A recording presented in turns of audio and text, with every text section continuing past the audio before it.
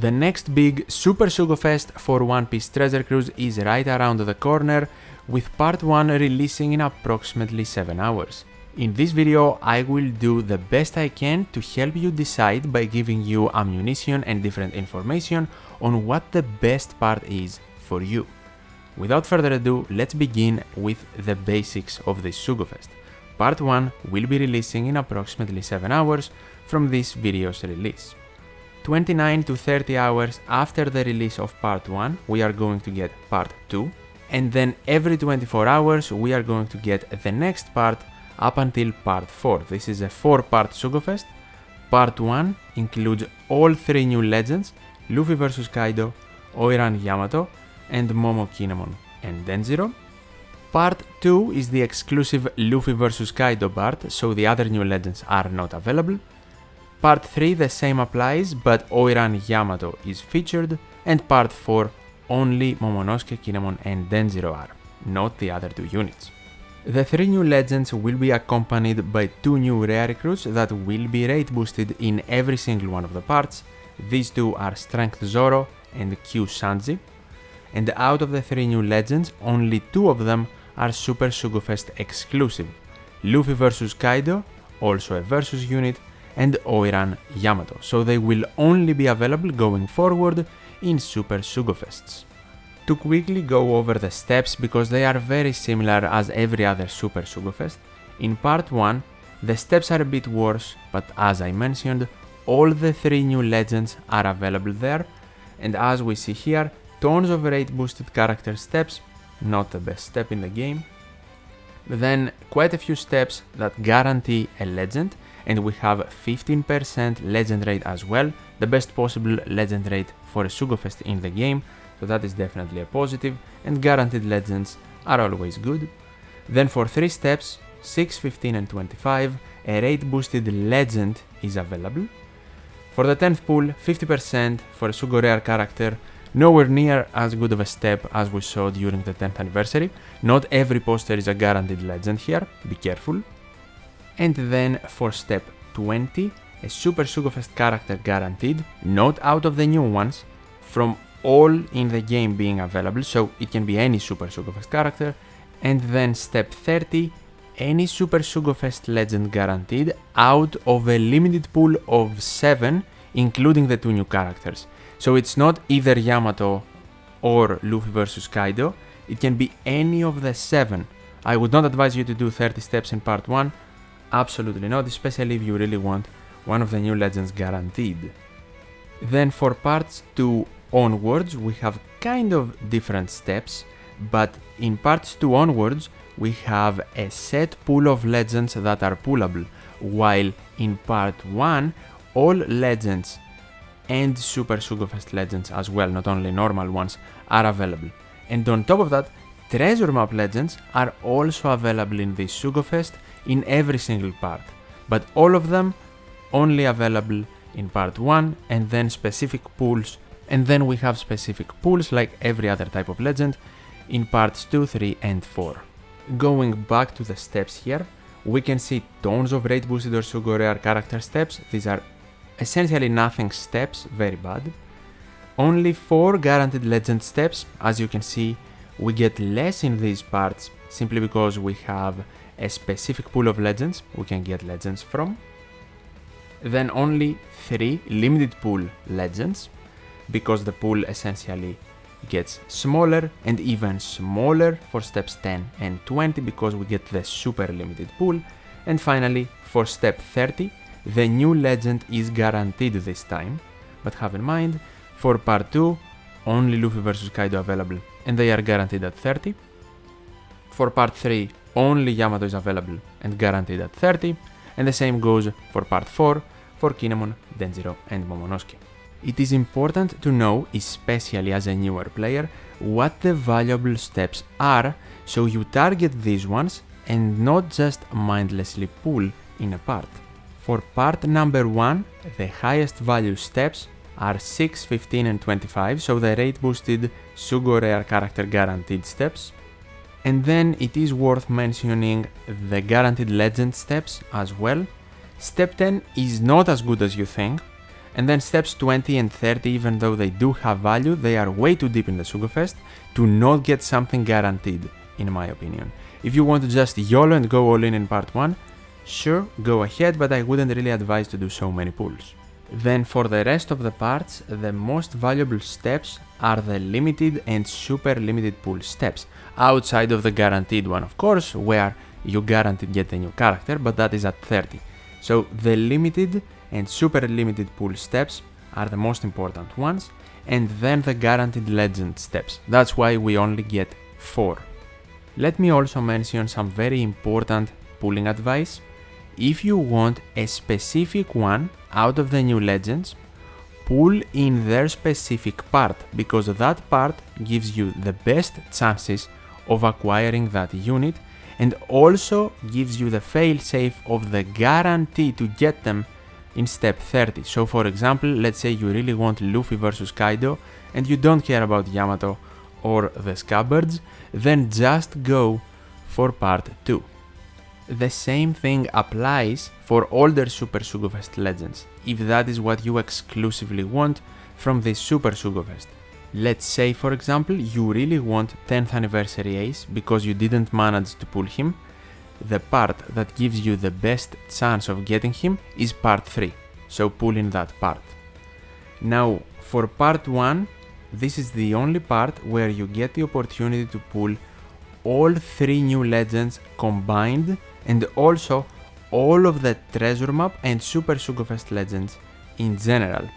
But the Super Sugofest legends, and most likely the treasure map legends, will have lower rates than the normal legends that are available.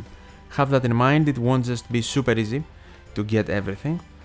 But part 1 is the only part that all 3 of the new legends are available to be pulled together. That doesn't mean you will get everyone, but they are all available. Something also very important to keep in mind, you don't really need to only pull in one part specifically. You can always spread your pulls in different parts, and more often than not, that seems to be the optimized strategy for a lot of people. For example, let's say you dive into part 1 because you can't wait and all the new legends are available as well there. Let's say, for example, you pull Luffy vs Kaido. Now, not really a point to keep pulling in part 1. It would be more beneficial for you to focus on another part to have higher chances to get the Super Sugofest legend you want. If that is Yamato, you can go for part 3. If it is another unit, like let's say Gear 5 Luffy from the 10th anniversary, you can go for part 4. Even if you know you specifically want Luffy vs Kaido and start pulling from part number 2 because that is their featured part, then if you get them early, or at least earlier than you expected, and you still want Yamato or 10th anniversary Ace or any other Super Sugofest legend that is not in part 2, you can go for parts 2, 4 or even part 1 if you want to test your luck, for example. But just know, the option is there. Spread your pulls across different parts depending on what you pull. Another very important question to answer is what to prioritize as far as units go. This is a Super Sugofest, so by far your highest and number 1 priority is getting Super Sugofest legends you are missing. This is one of the 3 Super Sugofests of the year, so you should capitalize and get the Super Sugofest units that are the strongest in the game or that you really want, because the next time you are going to have a chance at them is at the next Super Sugofest in December. So have that in mind, you want to go for Super Sugofest units. After that, you also want to have the treasure map legends in mind, simply because they don't often appear in 15% Sugofests. They are normally in their own low rate treasure Sugofests. And then the normal legends you are missing, they are a bonus. If you get them, that's awesome. If you miss a lot from the part you decided to pull, that's absolutely great. But they should not be a priority. Super Sugofest legends should be. Let's give a very easy example to understand. Let's say as a player I am between pulling in parts 2 and 3. I don't really know if I want Yamato more or Luffy vs Kaido. Immediately after that, I will start counting how many legends I am missing from each part. Starting with part 2, let's say we miss 2 Super Sugo Fest legends, including Luffy vs Kaido, and then from part 3, we miss all Super Sugo Fest legends available. Then the priority should most likely be part 3 with Yamato. If it is of course closer than that in numbers when we compare them, you can decide based on what units are better or what units at the end of the day you want to pull the most. Because this is a game, you should get the characters you enjoy playing with and like from One Piece.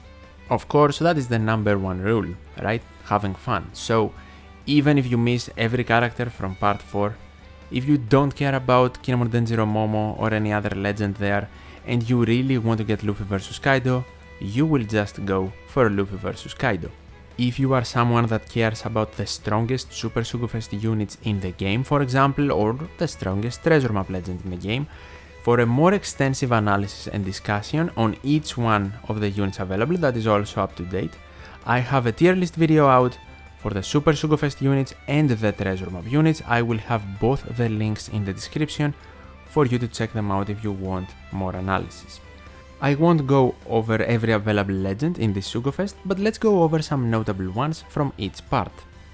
From part 1, of course, we have the new ones, Luffy vs Kaido and Yamato. Then Burgess is pretty unique. The newest Bonnie with weekend status is also pretty good. Then we have Albert, a very strong legend, especially for powerhouse and driven teams. Beckman and Lucky Roo can provide 3 turns of chain boundaries, which is awesome, and even characters like Sai Momonosuke and the Sai V1 Straw Hats can still be valuable. For step 30 with the limited Super Sugo Fest pool, I just wouldn't go up to 30, I will be honest, because it's not like they have a combination of the best Super Sugo Fest legends here. If I go to 30 and let's say I miss all of these units and I get Roger Oden, I wouldn't be the happiest one. That's not to say Roger Oden sucks, but they are not worth 30 multis. And even if you don't miss all of these units, imagine getting a dupe, even worse than getting someone new at the end of the day. So I wouldn't really advise you to do 30 multis, especially obviously if you are a free-to-play player. In part number 2, we have a very good combination of legends actually. Luffy vs Kaido, Shanks and Year 5 Luffy are all amazing. Even Super Tandem Luffy here, the Dex one. We just got his Super Evolution Skulls for free in our mail.